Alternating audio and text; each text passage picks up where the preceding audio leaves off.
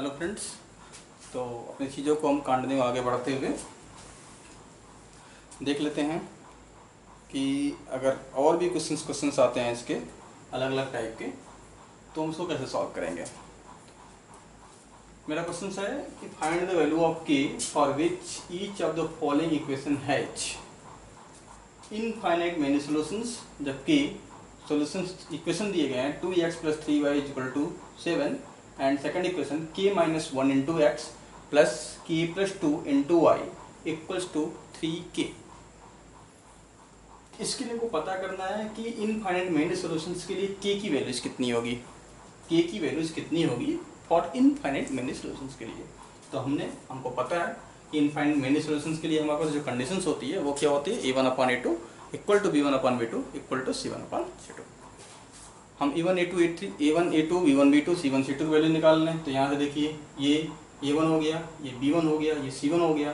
This is a1, ये जो होगा वो होगा a1, ये जो होगा वो हो जाएगा a2, ये जो होगा वो होगा b2 और ये जो होगा वो हो जाएगा c2। तो हमने ये सारी वैल्यूज को नोट डाउन कर लिया है। ठीक है, तो इनफाइनाइट मेनी कंडीशन के सॉल्यूशंस क्या होता है, अरे कंडीशंस क्या होती है, ये हमारी कंडीशन बन गई और हमने क्या किया, पुट कर दिया 2/k - 1 = 3/k + 2 = 7/3k। ये चीज़ें हमने नोट कर लिया। अब हमें k की वैल्यूज पता करनी है। तो k की वैल्यूज पता करने के लिए हमें क्या करना पड़ेगा, देखिए इसमें तो this is equal to this दिया गया है और सारे में k की वैल्यू दी गई है। यानी यहाँ कितनी पॉसिबिलिटीज बन जाएंगी। पहले जो क्वेश्चन में डिस्कस किया था उसमें बोला था कि एक कोई कांस्टेंट टर्म्स है, तो हमने क्या किया था, क्रॉस मल्टीप्लिकेशन मेथड में भी देखा था, वीडियोज में देखा था मैंने कि अगर ये कांस्टेंट टर्म्स है तो हमने इसको इससे कंपेयर करके तो वैल्यूज निकाल ली थी एक्स वाई की। बट यहाँ क्या है, यहाँ तो सारे वैल्यूज में के दिए गई है, सारे टर्म्स में के दिया गया है। यानी this is equal to this भी होगा, this is equal to this भी होगा, this is equal to this भी होगा। We have found 3 conditions here. This is equal to this के लिए first condition, this is equal to this के लिए second condition and this is equal to this के लिए थर्ड कंडीशन। तो third condition हमारे पास बने हुए हैं और उस तीनों कंडीशन को हम चेक कर लेते हैं। देखिए पहले for first case this is equal to this किया गया, यानी ये दोनों आपस में अगर इक्वल होंगे तो क्या होगा, 2/k - 1 = 7/3k 7/3k ये दिया गया है। तो देखिए 3k का 2 से मल्टीप्लाई किया 6k आ गया, इसका इसमें मल्टीप्लाई किया तो 7 × k 7k और 7 × -1 -7। इसको अगर इधर ट्रांसफर करते तो -7k आएगा, 6k - 7k = -7, यानी 6k - 7k सब्ट्रैक्ट करने के बाद देता है -k और यहाँ -7 हमारे पास ऑलरेडी गिवन है। दोनों साइड माइनस साइन है, कैंसिल आउट कर देंगे, यानी k की वैल्यू 7 हो जाएगी, यानी k = 7 हमारे पास ये इनफाइनाइट मेनी सॉल्यूशन के लिए कंडीशन आ गया for this and this only. Second condition देखते हैं। अगर सेकंड कंडीशन चेक करें, सेकंड कंडीशन ने इसको ले लिया है सेकंड एंड थर्ड, तो 3/k + 2 = 7/3k। अब इसको हम सॉल्व करें तो क्रॉस मल्टीप्लिकेशन करेंगे, 3 × 3 9k and k × 7 7k and 2 × 7 14। Now 7 को ट्रांसफर करते हैं तो -7k, यानी 9k - 7k। सॉल्व करने के बाद कितना आएगा, 2k आएगा और इधर के बचा 14 बच गया, यानी 2k = 14 यानी k = 7। तो फर्दर वी गेट k = 7, यानी k = 7 सेकंड कंडीशन में ही मिल गया, यानी k = 7 के लिए इनफाइनाइट सॉल्यूशन रख रहा है। तीसरी चीज को चेक करते हैं, इसको हमने कर लिया, इसको हमने कर दिया, बचा क्या, दिस एंड दिस, ये दोनों आपस में बच गए। अगर थर्ड कंडीशन में इस दोनों को हमने ले लिया, इस दोनों को साथ में लिया, तो 2/k - 1 = 3/k + 2। इसको हम क्रॉस मल्टीप्लिकेशन करें तो 2 से इसको मल्टीप्लाई करेंगे 2k, 2 से 2 को मल्टीप्लाई करेंगे +4, 2k + 4 इधर आ गया। इसको भी इधर मल्टीप्लाई करें तो 3 × k - 1 -3 आ जाएगा, यानी 3k - 3 हो जाएगा। अब k और k के टर्म्स को एक साथ कर लेते हैं, कांस्टेंट टर्म को एक साथ कर लेते हैं। तो 2k अपने प्लेस पे है, 3k ट्रांसफर होगा -3k, -3 अपने प्लेस पे है, +4 ट्रांसफर होगा -4, यानी 2k - 3k -k और -3 -4 -7 minus minus cancel out, both side minus minus है कैंसिल आउट, यानी k = 7, यानी वी गेट अगेन 7, k = 7 मुझे फिर से मिल गया।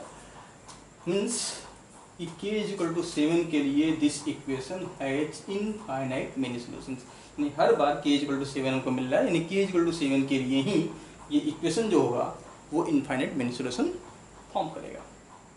ठीक है, I think there is no problem, यहाँ कोई प्रॉब्लम नहीं होनी चाहिए। अगर चीज़ें समझ में नहीं आई तो वीडियो को बैक करिए और फिर से इसके सोल्यूशंस को आप रिपीट कर लीजिए।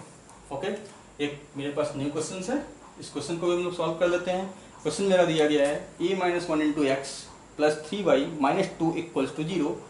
सेकेंड इक्वेशन दिया गया है 6x plus 1 minus 2b into y minus 6 equal to 0। तो इसको हम सॉल्व करते हैं।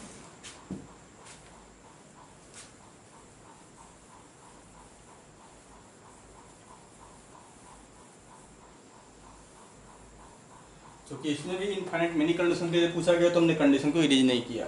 यहाँ एक काम हम और कर सकते हैं, इसमें इस वैल्यूज को हम चेंज कर लेते हैं, क्योंकि ये तो हमारा चेंज है, इक्वेशन भी चेंज है, तो इस वैल्यूज को हम चेंज कर लेते हैं। देखिए इक्वेशन में दिया था, इक्वेशन में लिखना पड़ेगा, लिख लेते हैं एक बार और। a-1 into x plus 3y minus 2 equals 0, और यहाँ दिया गया है 6x minus plus in bracket 1 minus 2b into y minus 6 equal to 0। हमने इसको कॉपी कर दिया। अब देखिए a1 b1 c1 निकालने का तरीका वही है। a1 क्या आएगा, a1 हमारी वैल्यू ये बन जाएगी, this value is a1, this is b1, this is c1। ये जो होगा हमारे पास b1 आ जाएगा, ये जो होगा वो सॉरी a2 आ जाएगा, और ये हमारे पास b2 आ जाएगा, और ये हमारे पास c2 आ जाएगा। यहाँ हमने लिख दिया छोटे छोटे a1 b1 c1 a2 b2 c2। ठीक है, अब इसको हम सॉल्व कर लेते हैं। लिखें इसमें कंडीशन के लिए, कंडीशन हमारे पास क्या थी, infinite many solutions all are equal a1/a2 equal to b1/b2 equal to c1/c2। तो हमने लिखा यहाँ a-1/6 is equal to 3/1 minus 2b equal to -2 minus 6। This minus and this minus will be cancel out, और ये भी cancel हो जाएगा, 1/3 आ जाएगा यहाँ। ठीक है, अब देखिए इस नोट डाउन कर लेते हैं। 1 minus 1/6 is equal to 3/1 minus 2b equal to 1/3। Constant terms है, and this equal to this is equal to this. From this and this we get a, from this and this we got b.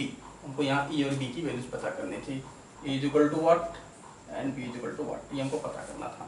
ठीक है, तो हमने बहुत simple है, चीज़ें हमको मिल गई, कांस्टेंट टर्म्स हमको मिल गया। हमने फर्स्ट और लास्ट को कंपेयर किया, a की वैल्यू मिली, सेकंड और लास्ट को कंपेयर किया, b की वैल्यू मिली। तो हम देख लेते हैं from 1 minus 1/6 is equal to 1/3। इसको हम चाहें तो यहीं से कैंसिल कर, डिनोमिनेटर कैंसिल कर दिया, 2 हो गया, यानी a-1 इक्वल टू 2 को इधर ट्रांसफर करेंगे तो हो जाएगा 2, यानी a इज इक्वल टू इस 1 को इधर ट्रांसफर करेंगे हो जाएगा 3, यानी a इज इक्वल टू कितना हो जाएगा 3। a की वैल्यू हमारे पास 3 आ गई। ये चीज़ समझ में आई होगी, डिनोमिनेटर कैंसिल कर सकते हैं, 3 का मल्टीपल है तो 3 2 जा 6 हो जाएगा। ठीक है, यहाँ 2 बचा, इस 2 को हमने ट्रांसफर किया ऊपर में, तो a-1 इक्वल टू 2, यानी a इज इक्वल टू 3। अगर इस कंडीशन को लेके चलते हैं तो हमारे पास मिल जाएगा 3/1 माइनस 2b इक्वल टू 1/3, यानी सॉल्व कर लें 3 × 3 9, और इसको सॉल्व कर लें तो ये आ जाएगा 1 माइनस 2b इक्वल टू 9। इसको सॉल्व करें, इसको देख लें तो हमारे पास क्या मिल रहा है 9 1 कर लेते हैं, -2b अपनी जगह पे इक्वल टू 9 अपने प्लेस पे, 1 इधर जाएगा, क्या हो जाएगा -1 हो जाएगा, यानी -2 इक्वल टू कितना हो गया 8 आ गया, यानी b इक्वल टू कितना हो जाएगा 8/-2, और कैंसिल कर देंगे, यानी b इक्वल टू कितना हो जाएगा -4, यानी b की वैल्यू 4 होगा। Thank you.